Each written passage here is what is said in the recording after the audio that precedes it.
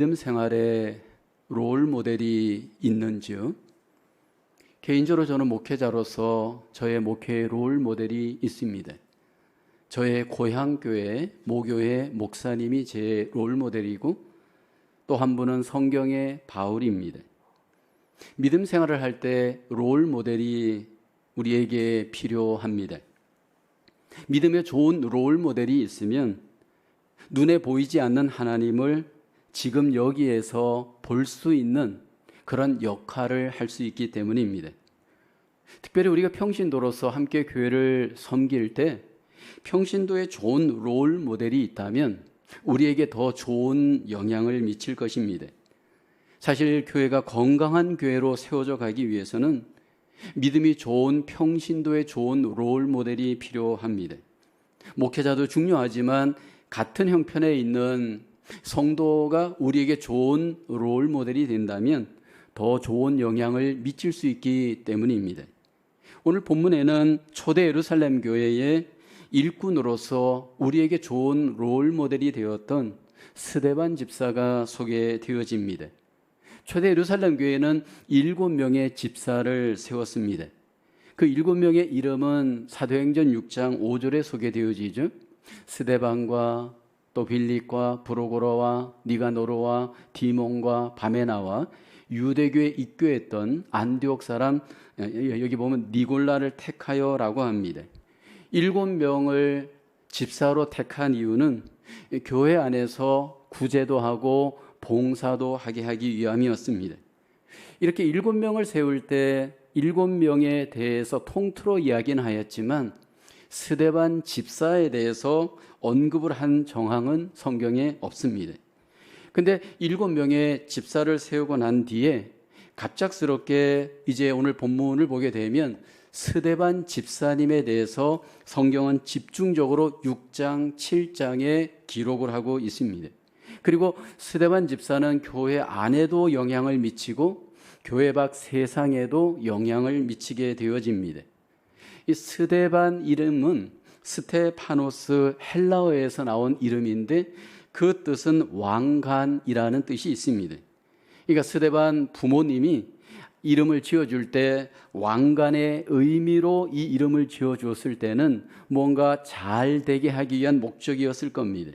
근데 이 스데반 집사가 결국은 첫 순교자의 왕관을 쓰게 되어집니다.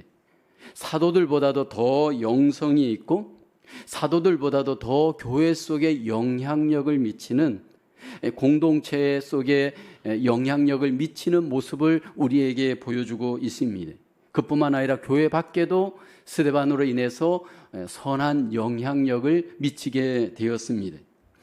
초대 예루살렘 교회의 이 집사들이 안수를 받고 이제 그 직분을 감당할 때 그 핵심은 교회 안의 일이었습니다. 우선은 재정을 담당하고 그 다음에 구제를 담당하고 봉사를 하는 일이었습니다. 그런데 놀라운 것은 초대 예루살렘 교회의 이 집사님들을 보면 교회 안의 일도 잘했지만 교회 밖의 일도 잘했습니다. 단순히 교회에서 머물러 있는 봉사의 차원에서 그치지 않고 교회 밖에 전도하는 일, 선교하는 일에도 이들이 거룩한 영향력을 미치는 모습을 보게 되어집니다. 이제 사도행전 6장 7장에 걸쳐서 스데반 집사의 이야기를 오늘 우리는 본문에서 볼 수가 있는데 이 본문을 묵상하다 보면 왜 하나님이 이 스데반 집사를 2장에 걸쳐서 기록하였는지 그 하나님의 뜻을 알 수 있습니다. 스데반 집사로 인해서 교회에 큰 박해가 오고 어려움이 찾아옵니다. 그로 인해서 초대 예루살렘 교회가 흩어지게 되어집니다. 흩어지면서 초대 예루살렘 교회의 그 흩어진 성도들이 이 스데반 집사의 영향을 받고 전도하고 선교하면서 교회가 이제는 더 확장되어져 하나님의 나라를 더 세우는 기회를 우리는 사도행전에서 볼 수가 있습니다. 교회 일꾼이었던 스데반 집사를 통해 우리가 함께 주목해야 될 교회 일꾼의 바른 모습은 무엇인지 우리는 이 시간 함께 본문을 통해서 묵상하고 적용하기를 원합니다. 첫째는 스데반 집사 영성 있는 일꾼의 모델이었습니다. 8절을 보면 스데반이 은혜와 권능이 충만하여 큰 기사와 표적을 민간에 행하니라고 합니다. 물론 스데반 이 집사님은 안수되어지기 전에도 이미 은혜와 권능이 충만하였습니다. 근데 집사로 임직을 받고 난 뒤에도 은혜와 권능이 충만하였습니다. 그러니까 직분을 받든 직분을 받지 않든 항상 은혜와 권능이 충만하였습니다. 여러분, 종종 우리가 교회에서 보는 안타까운 일 하나가 있잖아요. 직분을 받기 전에는 은혜가 충만하고 믿음이 충만하였는데 직분을 받고 나서 이상하게 변하는 분들이 있잖아요. 직분 받기 전에는 하나님 안에서 그렇게 기도하고 은혜가 충만하고 믿음이 충만하였던 분들이 이상하게 직분을 받고 나서는 이상하게 목에 힘이 들어가고 교만한 경우들이 있잖아요. 목사의 직분이든 안수 집사의 직분이든 권사의 직분이든, 여러분, 직분이란 뭘까요? 하나님이 우리에게 은혜를 주셔서 교회를 섬기라고 주신 여러분 그 일꾼이 바로 직분입니다. 근데 그 직분을 받고 나서 그것이 마치 계급처럼 자기를 높이고 섬김의 모습은 없다, 은혜의 모습은 없다 한다면 여러분 얼마나 안타까운 일이겠습니까? 근데 오늘 스데반 집사를 보게 되면 항상 은혜가 충만하였고 성령이 충만하여서 하나님의 일꾼으로 교회를 섬기고 하나님께 영광을 돌렸습니다. 여러분, 우리가 하나님의 교회 일을 할 때 일이 중요한 것이 아니고 일을 하기 전에 얼마나 우리가 은혜가 충만한가, 얼마나 우리가 성령이 충만한가, 먼저 우리 속에 이 일이 우선되어야 됩니다. 만약에 이것이 우선되지 않고 일을 하다 보면 여러분 그 일도 잘 안 될 뿐더러 우리가 시험 드는 일이 많습니다. 종종 우리가 운동선수들을 보게 되면 여러분 운동 경기에 들어가기 전까지 항상 하는 것 한 가지가 있습니다. 9월달 항상 매년 9월이 되면 뉴욕에서 여러분 메이저 테니스 대회가 열리잖아요. US 오픈 대회가 이제 오늘 결승전, 남자 단식 선수 결승전으로 모든 것이 이제 마감이 됩니다. 근데 여러분 그 선수들을 보게 되면 시합에 들어가기 전까지 무엇을 하느냐 하면 연습합니다. 빈 코트에 가서 계속해서 땀을 흘리면서 여러분 랠리 연습을 하고 발리 연습을 하고 연습을 합니다. 여러분 운동을 그렇게 많이 했던 분들인데도 불구하고 시합에 들어가기 전까지 그렇게 연습을 하면서 여러분 자기 몸을 단련하는 이유가 뭐냐 하면 시합에 들어가서 모든 내가 연습한 것들이 몸이 풀려야, 모든 것들이 준비되어야 좋은 여러분 열매를 맺을 수 있기 때문입니다. 우리가 믿음 생활하면서 하나님의 일을 하는 것도 마찬가지입니다. 사역의 현장에 들어가서 사역을 할 때 여러분 사역의 열매는 우리의 충분한 연습, 믿음의 충만, 성령의 충만, 지혜의 충만함들이 잘 연습이 돼야 됩니다. 그래서 잘 준비가 돼야 되고 우리의 영성이 잘 준비가 되어질 때 결국 우리는 은혜로운 사역을 감당할 수 있습니다. 주의 일을 우리의 은혜와 이 성령의 충만함으로 우리가 무장되어질 때 하나님의 일을 잘 감당할 수가 있습니다. 여러분 우리가 주의 일을 할 때 명심해야 할 것 한 가지는 주의 일은 내가 하는 것이 아니라 나를 통해서 주님이 일하십니다. 우리가 무장이 잘 되어질 때 하나님이 그 무장된 사람을 통해서 주의 일을 감당하게 하십니다. 오늘 본문을 보면 스데반을 통해서 하나님이 일하시잖아요. 8절을 볼까요? 하반절을 보면 큰 기사와 표적을 민간에 행하니라고 합니다. 하나님이 스데반을 통해서 큰 기사 표적을 행하게 하십니다. 9절에 보면 이른바 자유민들 즉 구레네인, 알렉산드라인, 길리기아와 아시아에서 온 사람들에 해당해서 어떤 자들이 일어나 스데반과 더불어 논쟁할세라고 합니다. 사도행전을 보게 되면 사도행전 초반부에는 사도들을 통해서 하나님이 일을 하십니다. 그 사도들을 통해서 표적과 기사가 나타나잖아요.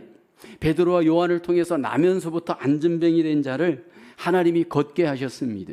근데 오늘 본문에 보면 평신도 집사였던 스데반을 통해서 하나님이 큰 기사와 표적을 행하였습니다. 하나님이 사도이든 집사이든 가릴 것 없이 하나님 앞에 영적으로 준비된 자기 일꾼들을 사용하셔서 일하시는 겁니다. 근데 스데반 집사의 영성을 통해서 우리가 배워야 될 것은, 주목해야 될 것은 무엇일까요? 평신도 안수 집사였던 스데반 집사가 교회 안에 머물러 있었던 일꾼만은 아니었습니다. 그는 교회 밖에 세상에 전도하고 선교하는 일에 쓰임을 받게 되어지잖아요. 성령의 충만함, 은혜의 충만한 이 스데반이 여러분 전도에 집중하기 시작을 합니다. 담대하게 복음을 전하는 일에 헌신하게 되어집니다. 해당에서 전도하잖아요. 9절을 볼까요?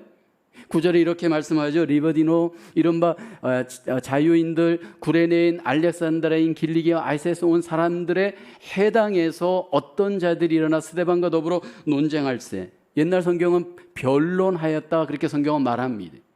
그러니까 이 스데반이 교회 안에만 머물러 있지 않고 적극적으로 나가서 회당에서 예수 그리스도를 변증하고 변론하는 전도를 했습니다. 그 당시에 헬라인들은 굉장히 철학적이었는데 스데반 집사가 이렇게 예수님에 대해서, 복음에 대해서 토론하면서 담대하게 복음을 증거하는 일꾼으로 하나님 앞에 자기를 드렸습니다. 사도행전 7장에 가보면 스데반 집사의 설교가 소개되어집니다. 여러분, 평신도 안수 집사였던 이 스데반의 설교를 보게 되면 놀랍습니다. 율법에 대해서, 복음에 대해서, 예수 그리스도에 대해서 굉장한 지식이 있었던 것을 우리에게 보여주고 있습니다. 은혜가 충만하고 지혜가 충만하였던 이 스데반 집사의 이 사역을 사람들이 감당하지 못합니다. 10절을 볼까요? 스데반이 지혜와 성령으로 말함을 그들이 능히 당하지 못하였다 말합니다. 스데반 집사는 한 명이었는데 그 전도를 받는 다수의 사람들이 스데반을 이길 수가 없었습니다. 어떻게 했을까요? 결국은 시기심으로 스데반을 공회에 넘겨주게 됩니다. 그로 인해서 스데반이 결국은 고난을 받게 되어지고 순교를 당하게 되어집니다.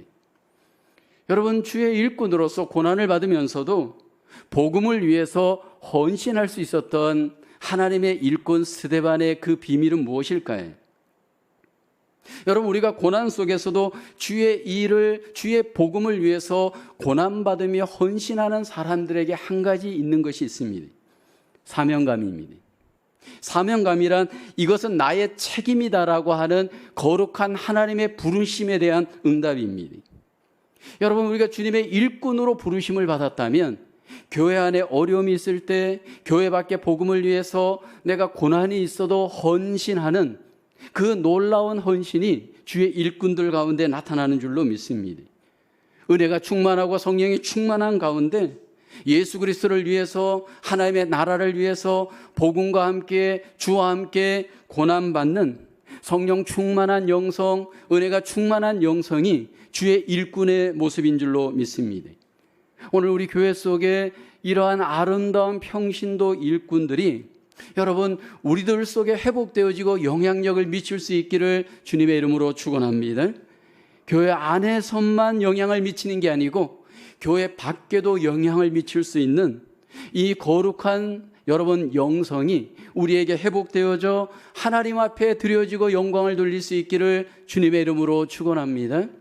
두 번째로 스데반 집사는 인격이 좋은 일꾼의 모델이었습니다. 오늘 본문 15절을 볼까요? 공회 중에 앉은 사람들이 다 스데반을 주목하여 보니 그 얼굴이 천사의 얼굴과 같더라. 여러분, 그 사람의 얼굴은 그 사람의 인격이다, 그렇게 우리가 말을 합니다. 그러니까 얼굴 속에 우리의 인격이 다 나타납니다. 밝은 얼굴의 사람은 밝은 인격을 가지고 있는 분입니다. 어두운 얼굴이라면 그 마음속에 무언가 어두움이 있는 증거입니다. 우리가 코로나 바이러스를 당하면서 좋은 거 하나는 마스크를 쓰다 보니까 얼굴이 잘 안 보여요. 저도 여러분의 얼굴을 잘 못 봅니다. 물론 벗은 분들은 보이지만 그러다 보니까 장점도 있습니다. 내 얼굴이 잘 드러나지 않습니다. 여러분, 이 얼굴 가운데 우리의 마음이 다 드러납니다. 미국의 대통령들 중에 가장 미국인들에게 존경을 받는 대통령이 한 분 계십니다. 바로 16대 대통령이었던 에브라함 링컨 대통령입니다.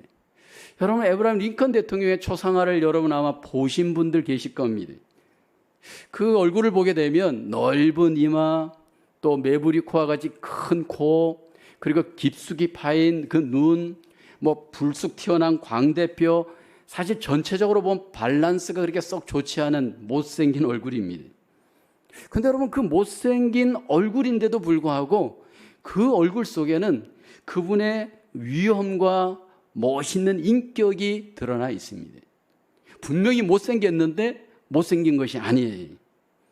그분이 이런 얘기를 했습니다. 40이 넘으면, 사람이 나이가 40이 넘으면 자기 얼굴에 책임을 져야 한다라는 말을 했습니다.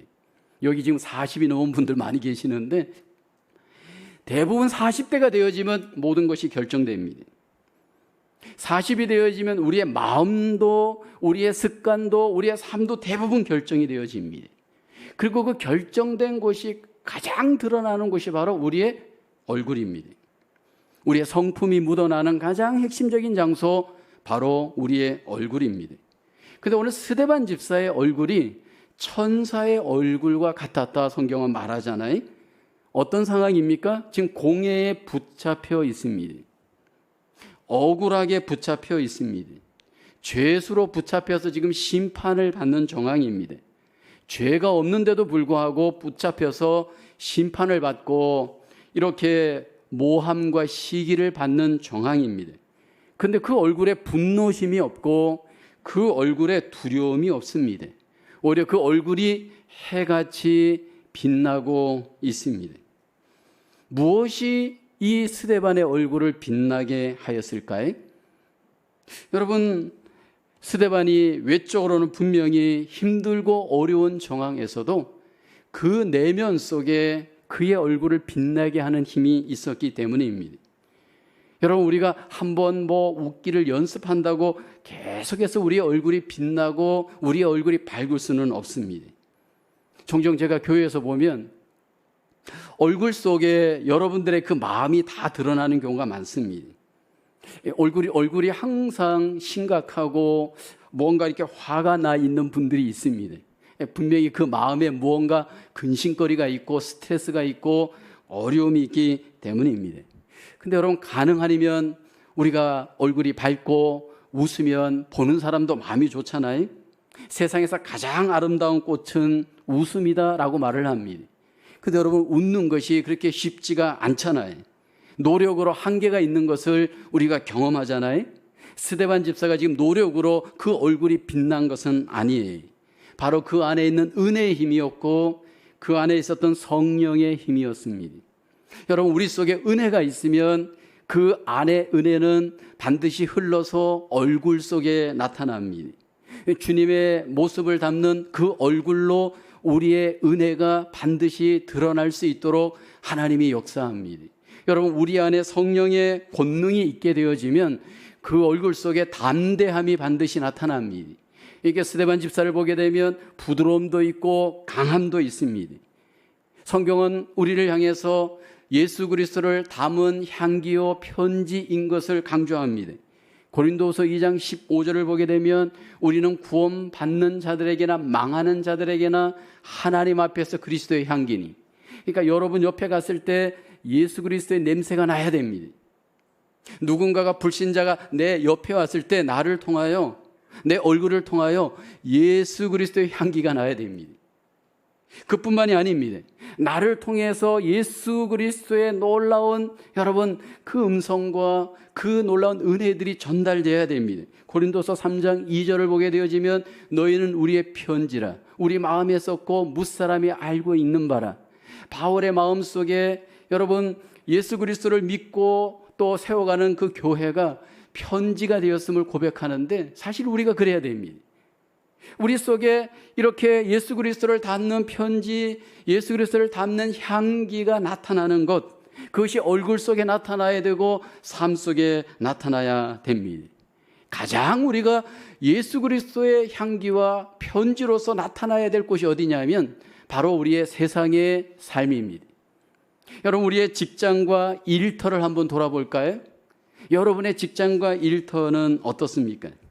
억울함이 많고 그 속에 여러 가지 상처와 아픔이 있잖아요. 그리스도인으로서 세상 속에 일터에서 여러분들이 삶을 살아갈 때 얼마나 억울한 일을 많이 당합니까? 모함을 많이 당하고 공격을 얼마나 당합니까? 근데 여러분, 그 억울함과 모함과 공격을 받을 때 나의 진정성이 나타납니다. 이 사람이 진짜 그리스도인으로서의 인격을 갖췄는지 안 갖췄는지는 내가 손해볼 때 알 수 있잖아요.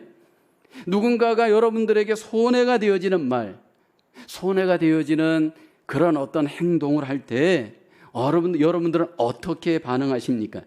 대부분 여러분 순간적으로 보복성 말이 나가고 공격적인 행동이 나가지 않던가요? 여러분, 하나님께서 우리에게 주신 은혜 안에서 하나님은 우리가 이 모든 것들을 믿음 안에서 잘 참고 이기면서 여기 스데반 집사처럼 그것들을 넉넉히 아름답게 이겨내는 덕스러움과 아름다운 인격이 우리에게 갖춰지기를 주님은 소원하십니다. 많은 경우에 우리 속에 안정과 평안함이 우리를 지배하지 못할 때 얼굴 속에 그것들이 다 나타납니다. 종종 우리가 아기들을 키울 때 보면 아기들의 얼굴을 한번 잘 보십시오. 얼굴에 평안이 있고 얼굴 속에 기쁨이 있습니다. 왜일까요? 아기들 얼굴 속에 기쁨과 평안이 있는 이유는 엄마가 있기 때문입니다. 여러분, 엄마가 모든 것들을 맡아서 해결해 주잖아요. 먹을 것부터 모든 소변, 대변까지 다 해결해 주잖아요. 그러니까 그 속에 평안이 있고 얼굴에 기쁨이 있습니다. 사실 우리 아기들이 엄마한테, 부모들한테 최고의 효도가 뭐냐면 그 웃음이잖아요. 그 웃음을 보게 되면 모든 피로가 다 녹잖아요. 그런데 우리가 하나님 앞에 살아갈 때 그렇다는 겁니다. 여러분, 우리가 하나님 아버지 앞에 삶을 살아갈 때 하나님께서 우리의 모든 것들을 주관하시고 생사화복을 주관하시는 아버지가 되어주심을 여러분 우리가 믿기를 원합니다. 스데반 집사처럼 죽음의 상황에서도 하나님이 그 모든 것들을 책임져 주시고 인도해 주시는 분이신 것을 마음에 믿는다면 여러분, 우리 속에는 평안이 회복되어지는 줄로 믿습니다. 성령과 지혜가 충만한 가운데 복음을 증거하다가 억울하게 고난을 받는 정황에서도 그가 그렇게 두려워하지 않고 여러분 원망하지 않는 이유는 뭘까요? 하나님 아버지에게 모든 것을 맡길 수 있었기 때문입니다. 오늘 우리의 마음을 상하게 하고 얼굴을 상하게 하는 문제는 무엇입니까? 다시 한번 우리가 믿음으로 하나님께 맡길 수 있기를 주님의 이름으로 축원합니다. 그것이 건강의 문제이든 재정의 문제이든 자녀의 문제이든 마음의 문제이든 하나님께 모든 것을 맡기고 하나님의 인도를 받을 수 있기를 주님의 이름으로 축복합니다. 어떻게 하면 우리가 그 하나님의 평안이 우리의 평안이 되고 우리 속에 그 얼굴 속에 기쁨이 여러분 회복될 수 있을까요? 하나님의 평강을 우리가 체험해야 됩니다. 하나님이 갖고 있는 세상이 줄 수 없는 그 평강을 하나님이 우리에게 우리 마음 속에 주셔야 됩니다. 어떻게 그 하나님의 평강이 우리에게 전달이 되어질까요? 하나님은 우리가 어떤 삶의 정황에서도 두려워하지 않고 믿음으로 하나님께 간구하고 기도할 때 맡기는 자들에게 하나님의 평강을 우리 마음속에 선물로 보내주십니다.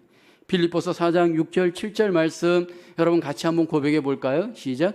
아무것도 염려하지 말고 다만 모든 일에 기도와 간구로 너희 구할 것을 감사함으로 하나님께 아뢰라.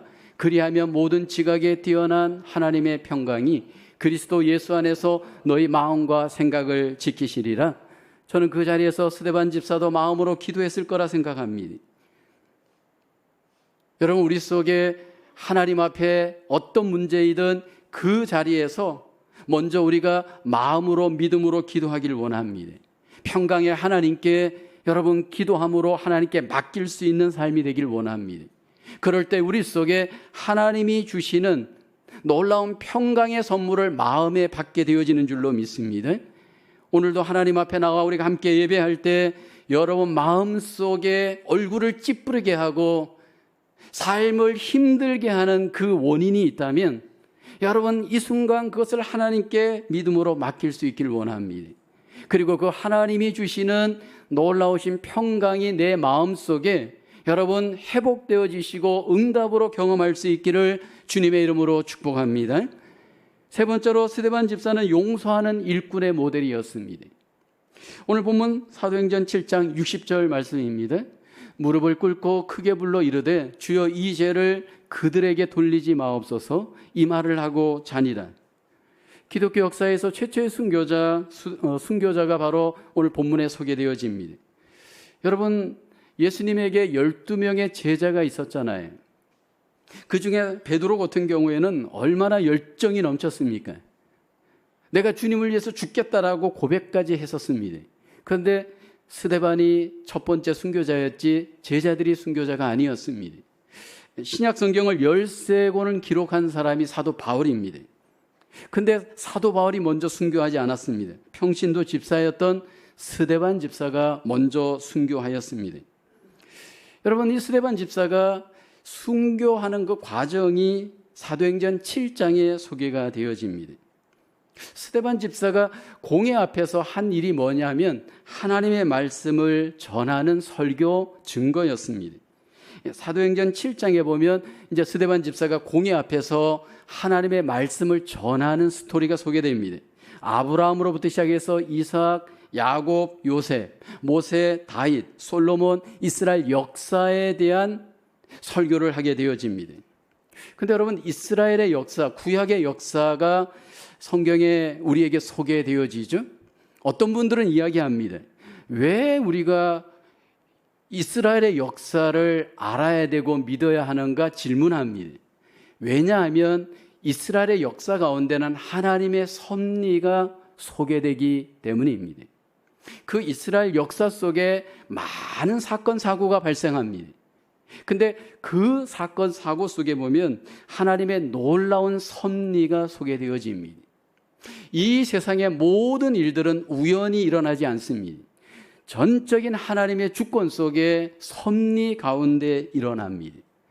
지금 여기 스데반 집사가 이스라엘 가운데 일어났던 역사를 쭉 설명하면서 이스라엘 백성들이 그 하나님의 인도와 섭리 앞에 어떻게 반응했는지, 어떻게 하나님 앞에 그들이 행동했는지 말씀을 합니다. 그것은 그들의 불순종 거역이었습니다. 그러면서 사도행전 7장 52절에 말씀을 하죠. 목이 곧고 마음과 귀에 할례를 받지 못한 사람들아, 너희도 너희 조상과 같이 항상 성령을 거스르는도다. 너희 조상들이 선지자들 중에 누구를 박해하지 아니하였느냐? 의인이 오시리라 예고한 자들을 그들이 죽였고 이제 너희는 그 의인을 잡아준 자여 살인한 자가 되나니. 이스라엘 역사를 보면 반복되어지는 실패가 계속됩니다. 그 핵심이 뭐냐면 하나님을 대적하고 하나님이 하시는 일을 대적하는 겁니다. 근데 이스라엘 조상들도 그랬는데 지금 스데반 집사 앞에 있는 유대인들도 똑같은 패턴의 행동을 반복합니다.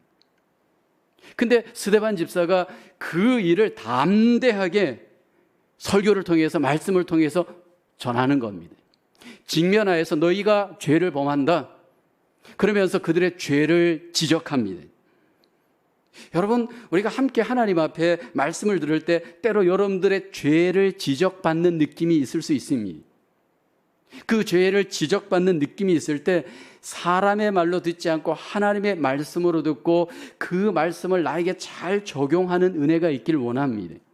오늘 성경 본문에 보면 유대인들이 스데반의 말을 들을 때 마음에 찔림이 왔습니다. 사도행전 7장 54절을 보게 되면 그들이 이 말을 듣고 마음에 찔려 그를 향하여 이를 갈거늘. 하나님의 말씀을 들을 때 혹 여러분의 마음도 찔림이 올 때가 있습니다. 왜 마음에 찔림이 오는 걸까요? 하나님의 말씀은 살았고 운동력이 있어 좌우의 날선 어떤 검보다도 예리하기 때문입니다. 하나님의 말씀은 우리의 마음을 밝히 드러내는 놀라운 능력이 그 안에 있습니다. 그래서 우리의 죄를 보여주고 우리의 잘못들을 이 말씀이 보여줍니다.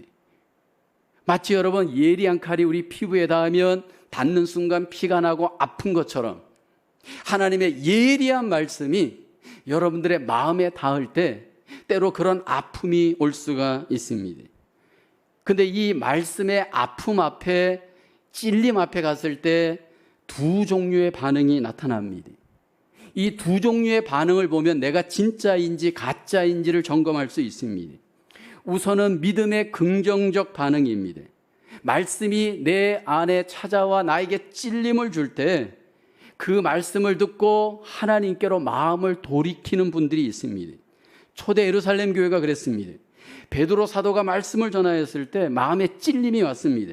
사도행전 2장 37절 말씀을 볼까요? 그들이 이 말을 듣고 마음에 찔려 베드로와 다른 사도들에게 물어 이르되 형제들아 우리가 어찌할꼬 하거늘. 마음의 말씀이 찔림이 올 때 하나님 앞에 그 마음의 죄를 깨닫고 이들은 회개하였습니다. 이게 믿음의 반응입니다. 근데 여러분 또 한 가지 부정적인 반응이 있습니다. 오늘 본문의 유대인들을 보면 말씀이 마음에 찔림이 왔을 때 부정적으로 반응하죠. 유대인들이 이를 갈고 큰 소리를 치르면서 귀를 막고 일심으로 스데반에게 달려들어 성 밖으로 내치고 스데반을 돌로 쳐버립니다. 여러분 이것이 오늘 여전히 우리 삶 속에서도 나타날 수 있는 문제입니다. 결국 스데반 집사가 말씀을 전하다가 결국 붙들려서 성 밖에 내쳐지고 돌에 맞아 순교합니다. 그때 놀라운 것은 이 스데반 집사가 분노하거나 이 부분에 대해서 대적하지 않습니다. 주 예수여 내 영혼을 받으시옵소서. 60절을 보게 되면 무릎을 꿇고 여기 보면 주여 이 죄를 그들에게 돌리지 마옵소서 이 말을 하고 잔다란 말은 죽었다라는 의미입니다. 예수님의 십자가의 마지막 모습이 스데반 집사에게서 나타납니다. 예수님께서도 죄 없이 고난받고 십자가에 죽으실 때 주여 이 죄를 저들에게 돌리지 마옵소서. 저들이 하는 것을 알지 못하기 때문입니다. 용서하여 주었습니다. 여러분 그리스도의 일꾼으로 우리가 이 땅에서 교회를 세워가고 하나님을 섬길 때 제일 힘든 것 중에 하나가 있다면 용서입니다. 여러분들 용서를 잘 적용할 수 있는지요? 미워해서는 안 된다라는 것을 모르는 분 한 명도 없습니다. 머리로는 알고 지식적으로는 압니다. 그런데 여러분 용서하는 일처럼 우리에게 힘든 일이 없습니다. 교회 생활을 하면서 마음의 미움을 갖고 만약 여러분 주의 일을 한다 가정해 보세요. 마음의 미움을 갖고 목사가 설교하고 마음의 미움을 갖고 집사들이 교회 일을 하고 마음의 미움을 갖고 여러분 관계를 한다고 가정해 보세요. 미움이 있는 곳에 사단이 있지 미움이 있는 곳에 하나님이 일하지 못합니다. 왜 우리는 미움에서 여러분 그 안에서 도망가지 못하고 해방되지 못할까요? 대부분 보면 이 미움을 잘 극복하지 못하는 분들을 보면 자존심이 강하기 때문입니다. 우리 안에는 자존심이 다 있잖아요. 이 자존심은 주님이 주시는 마음이 아니고 우리의 옛사람이 나에게 주는 마음이잖아요. 이 옛사람의 마음은 내 감정이 중요하고 내 자신이 주인이 돼야 되고 내 자신이 모든 것들을 컨트롤하려고 합니다. 그랬을 때 이 자존심이 우리의 마음을 묶어두게 되어지면 여러분 주의 일꾼으로서 용서하는 일 쉽지가 않습니다. 그럼 어떻게 우리는 용서할 수 있을까요? 의지적으로 결단하고 노력해서 용서할 수 있나요? 여러분 용서란 내 의지의 결단이 아닙니다. 내 감정적인 여러분 결단도 아닙니다. 오늘 스데반 집사가 어떻게 마지막 시간에 용서할 수 있었을까요? 스데반 집사가 용서할 수 있었던 비결은 55절에 소개되어지죠. 55절에 보면 스데반이 성령 충만하여 하늘을 우러러 주목하여 하나님의 영광과 및 예수께서 하나님 우편에 서신 것을 보고라고 합니다. 스데반 집사가 무엇을 보았느냐 하면 예수님께서 하나님 우편에 서신 것을 보았습니다. 성경을 보다 보면 예수님은 항상 하나님 보좌 우편에 앉아 계신 분으로 소개됩니다. 그런데 오늘 본문을 보면 예수께서 하나님 보좌 우편에 서 계신 것을 성경은 말씀을 하죠. 왜 주님께서 앉아 계시지 않고 여기 서 계실까? 해석학자들은 두 가지를 얘기합니다. 스데반의 순교를 환영하기 위함이다. 두 번째는 스데반 집사를 인정하고 그를 영접하기 위함이다. 그렇게 해석을 합니다. 중요한 것은 스데반 집사가 그 마지막 시간에 그 분노의 정황에서, 원망의 정황에서 자기의 감정의 포로가 되지 않고 주님을 바라보았습니다. 여러분, 우리가 미움의 감정이 있을 때 미움의 감정에 주목하기보다 그 감정을 초월하여서 주님을 바라볼 수 있는 은혜와 믿음이 우리에게 필요합니다. 많은 분들이 교회 안에서 이런 얘기합니다. 나는 상처받았어. 상처의 종로로 타는 경우가 많습니다. 그 상처의 종로로 타는 순간 주님의 종이 되지 않고 마귀의 종이 되어지는 겁니다. 내가 준 상처는 기억하지 못하고 내가 받은 상처에 집중하고 그 상처에 몰입하는 순간 우리는 용서하기 어렵습니다. 그럼에도 불구하고 우리는 주님을 바라볼 때 주님이 주시는 위로로 우리는 용서할 수 있는 줄로 믿습니다. 교회 일을 할 때 힘들고 어렵습니다. 여러분, 교회 일을 할 때 반드시 상처받습니다. 교회 일을 할 때 옳은 말하고 바른 말하고 합당한 말을 할 때 사람들이 박수 쳐주지 않습니다. 대부분 뒤에서 뒷담까잖아요. 뭐 지만 잘났나, 지만 뭐 믿음 있나, 그러면서 우리를 향해서 욕하잖아요. 여러분, 그런 상황에서 어떻게 우리 자신을 이기고 지켜가면서 주의 일을 할 수 있나요? 바로 주님을 바라보고 주님의 위로와 주님의 치유와 주님의 은혜로 우리 속에 충만할 때 우리는 용서하고 주의 일을 감당할 수 있는 줄로 믿습니다. 결국 스데반 집사는 죽음으로 인생을 끝냈습니다. 세상적으로 보면 실패일 수 있지만 하나님 나라에서는 놀라운 승리를 성경은 우리에게 소개하죠. 그 이름이 수많은 사람들에게 주목받고 믿음의 선한 영향력을 미쳤습니다. 오늘 우리가 하나님의 교회에 하나님 나라의 집사로 부름을 받았다면 정말 집사다운 집사로서 거룩한 영향력을 미치는 하나님의 일꾼이 되기를 소망합니다. 그래서 그 사람을 볼 때 정말로 저 사람은 하나님 교회의 일꾼이야, 하나님 나라의 진짜 일꾼이야. 어쩌면 저 사람은 목사보다도 더 나아. 뭐 그런 어떤 선한 영향력을 끼치고 주목을 받는다면 얼마나 하나님 앞에 영광이 되고 여러분 본인 속에도 하나님 앞에 기쁨이 되겠습니까?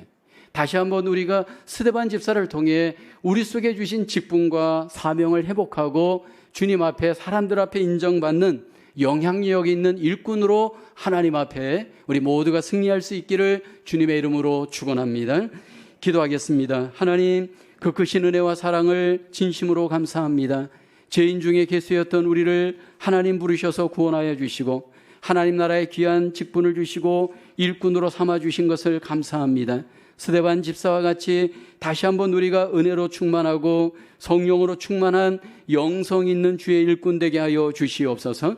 무엇보다도 하나님, 우리에게 주신 이 직분으로 말미암아 복음을 전하게 하시고 하나님의 나라를 세우게 하시고 하나님의 교회를 세워갈 수 있는 주의 일꾼 되게 하여 주시옵소서.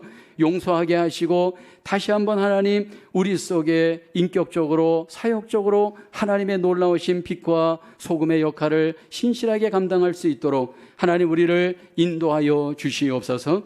모든 것들을 감사하고 예수님의 이름으로 기도하옵나이다. 아멘.